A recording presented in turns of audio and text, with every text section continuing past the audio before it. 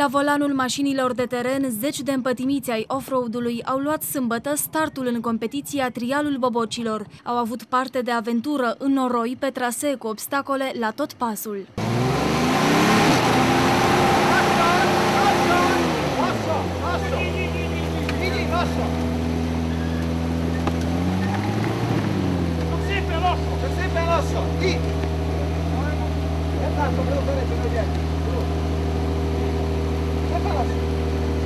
Traseul este conceput pentru începători, dar datorită condițiilor meteo s-a agravat.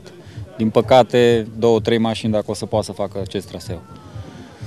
În rest, distracția continuă aici, chiar dacă plouă, ninge, cuplăm fața și dăm mai departe. Traseul a fost scurt, dar foarte condensat vis-a-vis de tot ce înseamnă obstacole naturale, trecerea peste obstacole, orientare turistică, orientare pe roadbook, conducere, pilotaj, tot complet. Cel mai greu a fost dușmanul natural, ploaia, burnița, care nu s-a așteptat nimeni să apară. Ne-am gândit că n-ar fi rău să antrenăm lângă noi și bobocii, de asta se și cheamă Trialul Bobocilor, pentru că este foarte multă lume în oraș care ar vrea să încerce să vadă cum e în teren, dar nu prea are curajul să o facă de unul singur.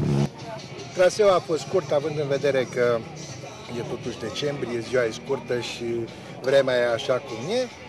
A fost și interesant pentru că astăzi a mai și plouat.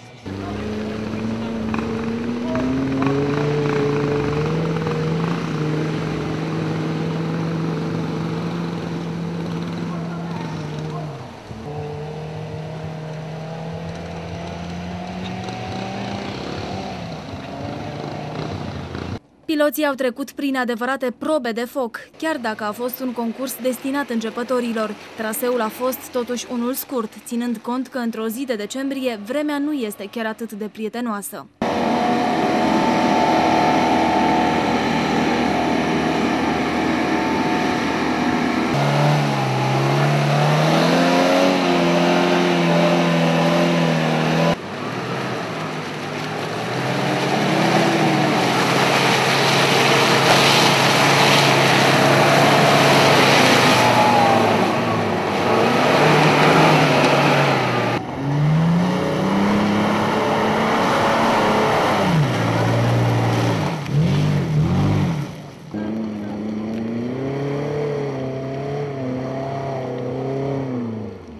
A fost foarte fain, din păcate alunecos din cauza vremii, dar a fost interesant, cu atât mai bine. Am văzut că ați alunecat odată.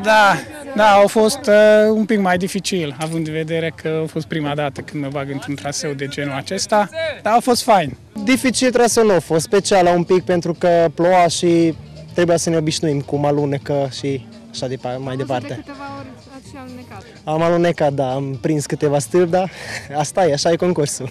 Concursul organizat special pentru începători a pus capăt sezonului de întreceri 4x4. Participanții și-au luat rămas bun până la anul, petrecând cu mici și grătare.